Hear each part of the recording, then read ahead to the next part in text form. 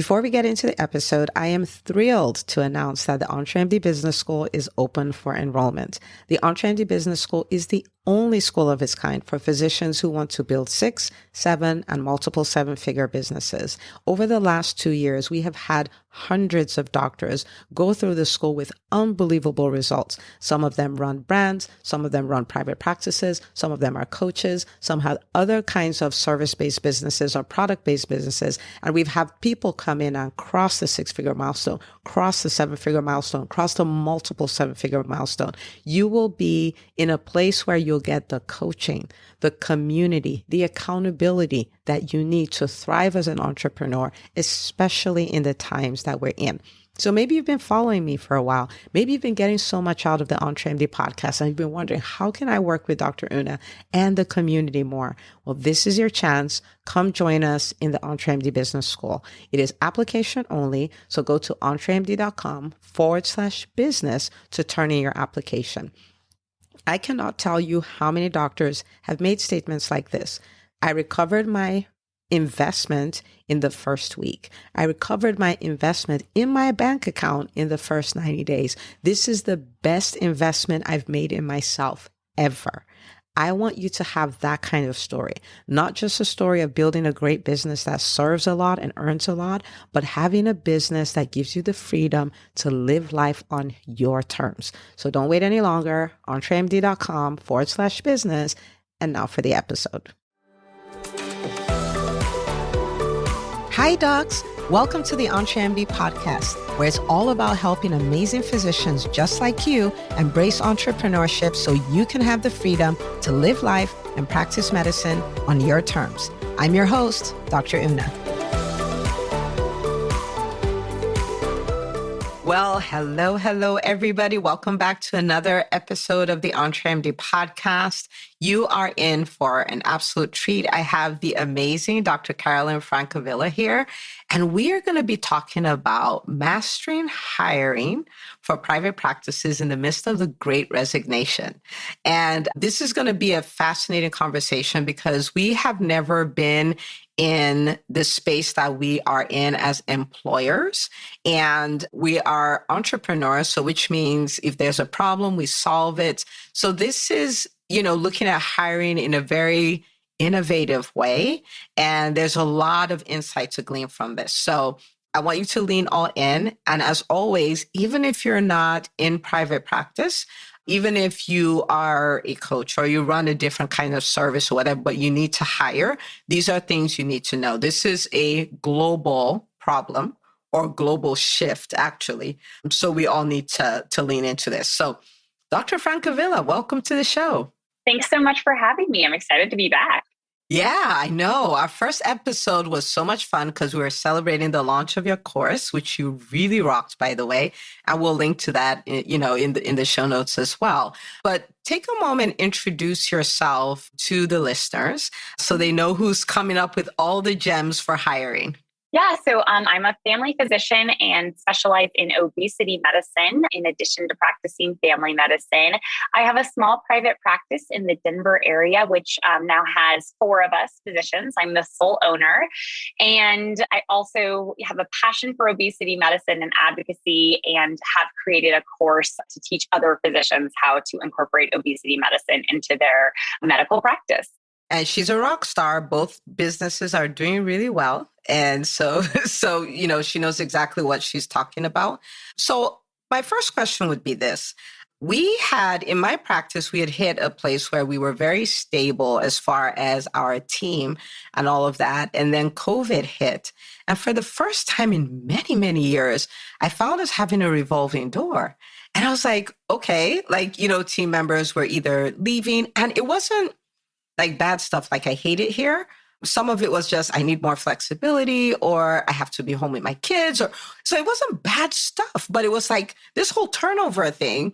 And then I started hearing the phrase, the Great Resignation. I was like, oh, this is not a me problem. This is a global thing going on, right? So did you notice the same thing, or was your practice immune? We actually were pretty stable during that. And maybe as we kind of talk about what I have done staffing wise, it will explain itself why we didn't have that turmoil during, that great resignation and during all the turmoil with COVID.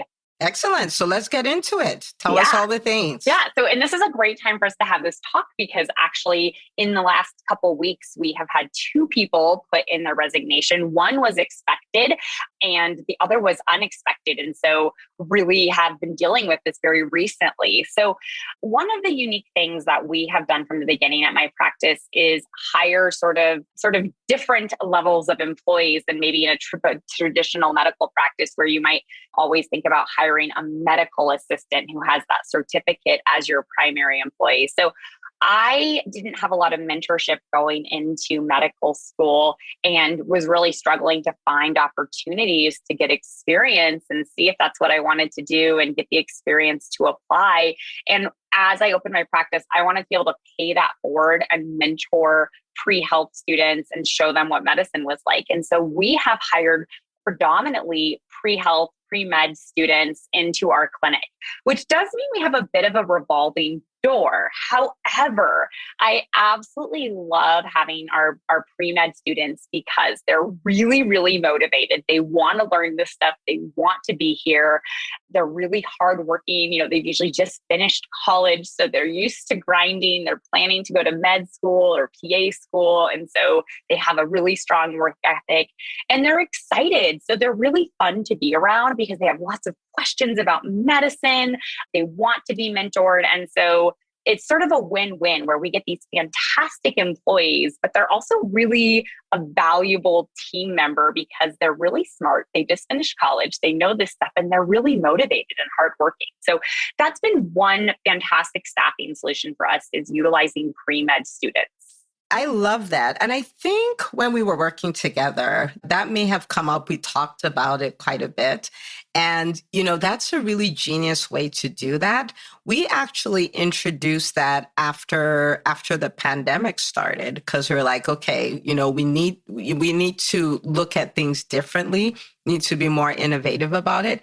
So my question to you, which is what, I'm sure a lot of people are asking is, how do you manage the turnover? Now, this is different from someone putting in 2 weeks notice, right, when this is going to end and all of that. So how do you manage that and then onboard the next person without it creating a gap, like a true gap? Yeah. So I think part of it is anticipating that need. We know usually the timeline people will be with us. And so we plan for that. We kind of start looking, and because our staff, have a lot of respect for us and the process, they tend to give us a lot of notice. And so we usually have at least a month of lead time. And so that gives us usually enough time to reach out to sort of the next batch of students. And it tends to work out pretty well with sort of the school calendar. One of the schools we draw from has a quarter system. And so people do kind of graduate throughout the year a little bit more frequently than a semester system. So that's also really helpful that we, never go that long without some new graduates coming out of that college. But I think it's anticipating and creating a lot of respect mutually in the environment. So people do give you a lot of lead time so that you can make that transition. And what we have found for our pre-health students is because they're so hardworking and motivated and they're so used to having to learn new things, that they learn really quickly and that the onboarding really is 2 weeks or so. And so we usually are able to get that overlap. And at this point have a staff of 5 people. And so if you have one person who's a little slow for a month, we have a few other people who are making up for that. I love it. And I'm guessing since you've done it this way for a while, you probably have a really good relationship with some of the schools because they know we can get our students in there. We can actually even brag that we can get them into spots, right? Absolutely. Yeah. It actually happens to be my alma mater, the University of Denver. So that makes it even more special that, about half our students come from my college. And so it kind of makes it a special alumni connection for me as well. Oh, that's beautiful. So beautiful. Okay. So that's the first thing. And, so First for thing, everyone paying consider attention, sort of non-traditional employees like pre-health students. love it. All right. So let's go to number 2. Yes. So people who need a flexible schedule, which you mentioned, right? That was what was very stressful for, I think, the majority of us in the pandemic, especially essential workers, right? We had to keep going to work. We were needed more than ever in healthcare. But we have children, we have spouses, we have lots going on that all of a sudden needed our attention as well in the pandemic. And so we already had pretty flexible schedules in a few ways. And I've usually had sort of one permanent person who's not a pre-health student, who's here long term, who is a little bit more part-time. And so that has originally, it was sort of a retiree. She had her own business, was still looking for, work to keep her busy, make some money, get out of the house, but wasn't necessarily looking for full-time, but she was willing to go full-time when she needed, but, really flexible. So that was a wonderful fit, right? To find this person who wanted to work, but wasn't really fussy about hours. She could work 25, she could occasionally work 40, and really was a motivated, fantastic person for our team. And when she retired officially and decided she was definitely done working for her lifetime, we replaced her with another person who was a mom, a new mom, and she wanted to work less. She didn't want to work 40 hours, but she didn't want to not work at all. And she's incredibly skilled. She's been a great asset to our team. And I think it was hard for her to find positions. Everyone wants 40 hours a week, which, as a mom myself, who also doesn't want to work 40 hours a week, I completely understand. So it was wonderful to be able to make this position for someone, give her the flexibility. And in return, what we find is those people are really flexible with us, right? So she normally works 3 days a week, but occasionally she'll work 4, or she'll answer the phone for a couple hours on her day off. And we pay her for that time, of course, but because we're so flexible with the schedule that I've made for her, she tends to, repay that with flexibility when we need it as well. So sort of non-traditional, moms, maybe active retirees, people who are in school who want to work, but maybe can't work 40 hours a week can be great. And the one bonus of that, if you're a really small practice or really just starting off, don't need a lot of staff, is if you can get 2 part-time people, that makes it so that you're not really ever going without coverage. If someone is sick, maybe they get COVID, or someone has a surgery, or they want to go on a vacation, then you're not left without a staff member at all for weeks. You have another part-time person. So if you're just starting out, you really only need 1 staff member. Consider having 2 part-time people. I love it. And we did that actually, where I don't know that most of our people have that flexibility. They're not necessarily held to 5 days. And even the ones who are 5 days, is fairly easy for them to get days off.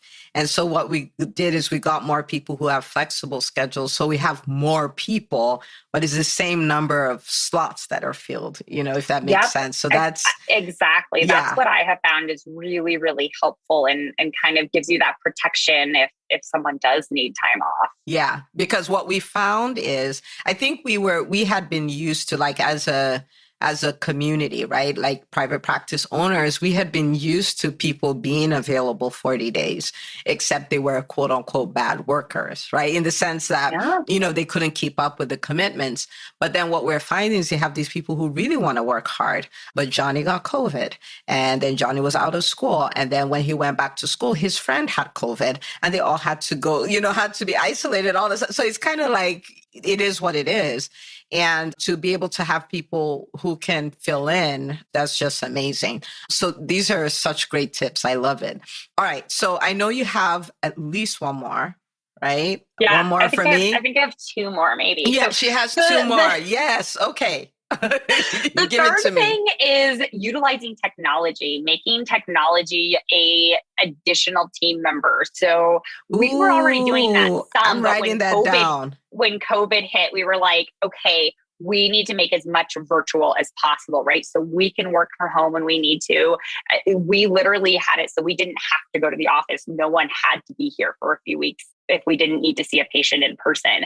And that was huge. So there's lots of platforms now where you can have online scheduling. People can get their link for their video appointment. They can get their invoice. They can get the forms they need to fill out all sort of automatically when they schedule their appointment. So now you have a virtual staff member who's doing all of that, and you don't have someone on the phone scheduling appointments. That is so good. Treat technology like a staff member. Leverage it to create a whole new staff member. Yes. And that's literally what I told my patients when we launched that system. I'm like, our staff was, I know that they're a little nervous about using this system for so much, but you just have to think of it like another team member. It's going to make some mistakes. It's going to have some quirks, just like the people you work with, but trust it. It'll do its job. And we just have to keep an eye on it sometimes.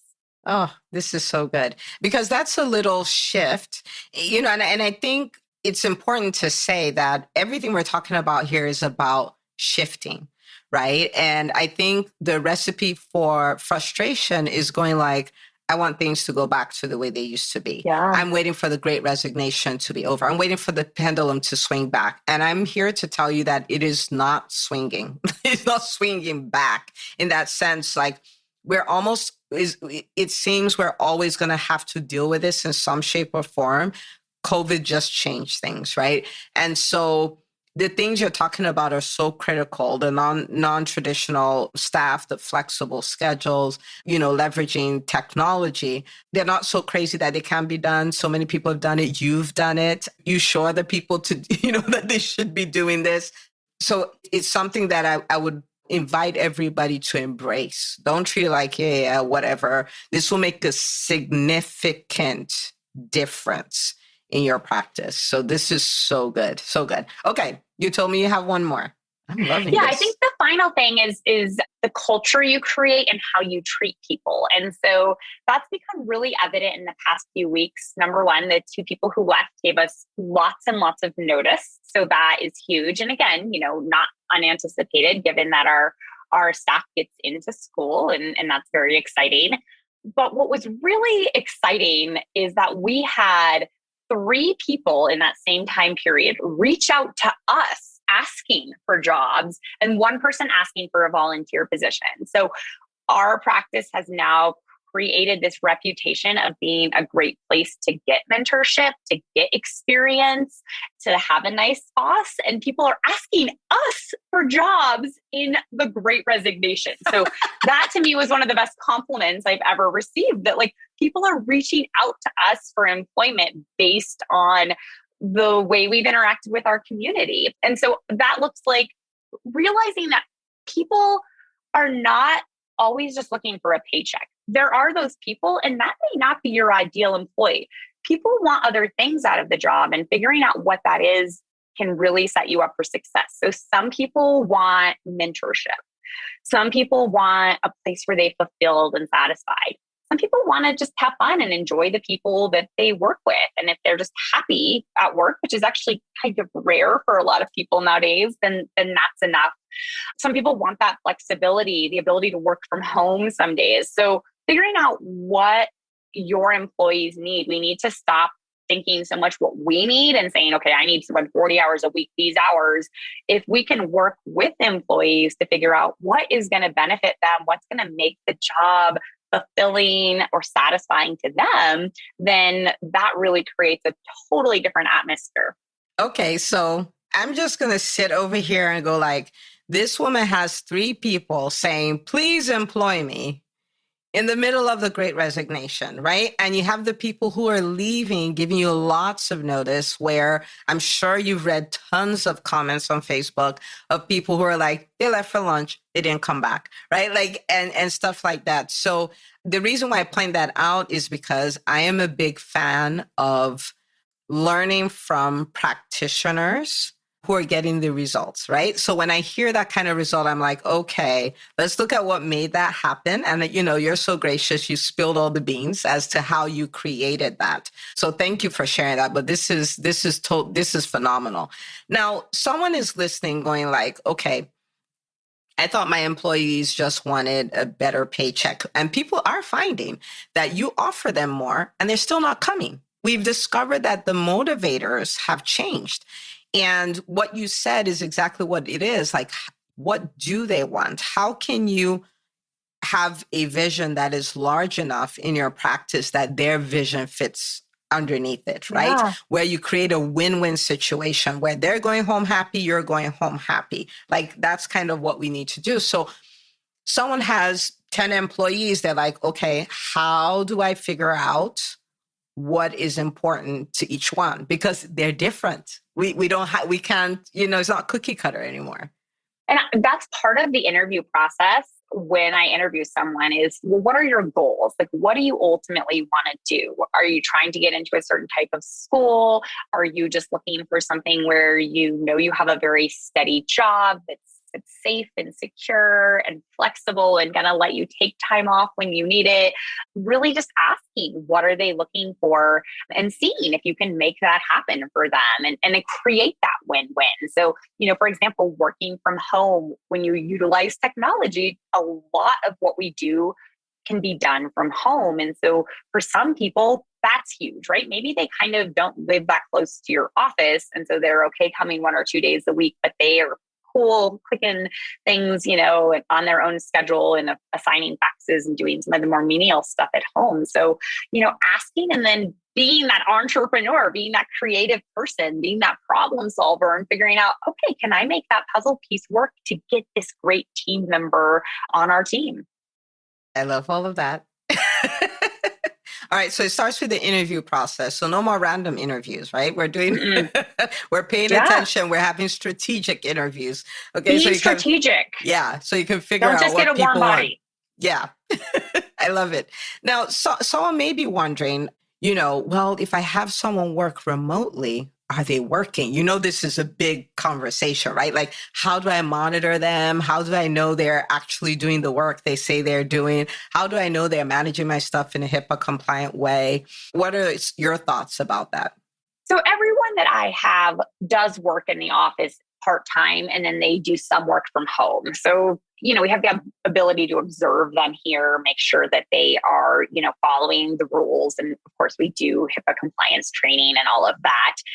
And then I think, it is trusting people. And I actually think that goes a long way. And that may not be possible in every setting, but if I can't trust you to do your job at home, how can I trust you to do it in the office either? So, and I think that really, really goes a long way, trusting people, to be honest.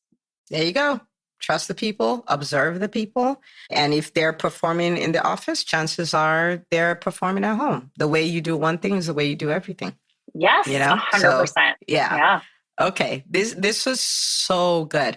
I would ask, is there anything else you would tell somebody who's really, let's say doc is listening, they've had a revolving door, they've been really burnt, they're tired. Like at this point, they're probably like, I should just sell this thing and walk away, right? And it's mostly staffing. Like everything else is good. Like if the staffing was good, it would be good. And, they're thoroughly discouraged. What would you say to that person? I would say one of two things. Think about it differently. And so that could mean hiring from a different pool of people than what you've done before, right? Don't post Indeed for an MA slot. That is not working in your community. Can you network and find that pre-health student? Can you find that person who wants that part-time job? Can you find someone who's just a good fit regardless of what's on their resume? Because most of what we do is pretty teachable. I mean, ultimately, they're under our license anyways if something happens, right? So it needs to be someone you trust. And then the other thought, which I've had many a times, is do I need staff at all? And if you're small enough, like, do you actually just make things a little bit smaller potentially and add a little bit of virtual and technology? And, are you in the sort of practice where you maybe really don't need staff or could actually have less staff, see less patients, but now you're not having to generate income to pay staff? And I think sometimes we have seen practices a certain way, a certain size, a certain amount of staff. And when we look at what our needs are as the clinician, maybe it's not that model we saw in residency or when we were employed. Maybe we can actually make it smaller and use less staff. Okay, I'm just going to say this. I love this. I love all of it. This is such innovative, out of the box strategic thinking, right? Do I even need staff at all? And sometimes people are like, no, because I need to see this number of patients, all of that. But why though, right? Because it could be you need to do that to meet all this overhead. But if you did it in this other way, you don't have the overhead. So your top number, right? Your revenue number may look smaller, but your profit may be exactly the same. Yep. Or bigger. You know what I'm saying? It's just math, right? Yeah. So the thing, what you're talking about is going back to the drawing board. Brian Tracy will call it a quink analysis, like knowing what I now know, right? Knowing what I now know. How would I do this? How would I approach this? It's like you tear down the building, not the actual building, but in your mind, you could play on paper, tear it all down. Knowing what you now know, how would you build this? How would you make it better? And you come up with the most amazing thing. I just love this conversation. Okay. That was so good. I'm glad I asked that last question. So someone is going like, she's so fascinating. Where can I find her? And did she say obesity? Yes, I've been looking. It's like, for someone like her, where did they find you? So my obesity resources are at www.helpyourpatientsloseweight.com. And, Dr. Francavilla, there's not many Francavillas. You can find me on social media, Carolynn Francavilla. I'm pretty easy to find. Yep. And all the links will be in the show notes as well.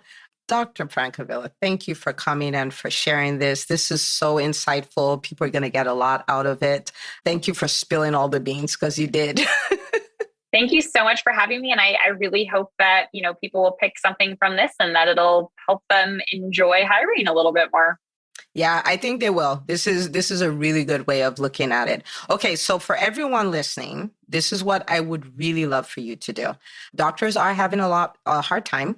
A lot of doctors in private practice are having a hard time. And this episode right here has the potential to help them step into a version of their practice that has less burnout, less worry, more coverage, more peace and quiet, a better team, better culture, all of those kind of things. You have within your power the ability to change the life of a private practice owner. So share the episode, share it on socials, share it with the doctors in your life. They will thank you forever.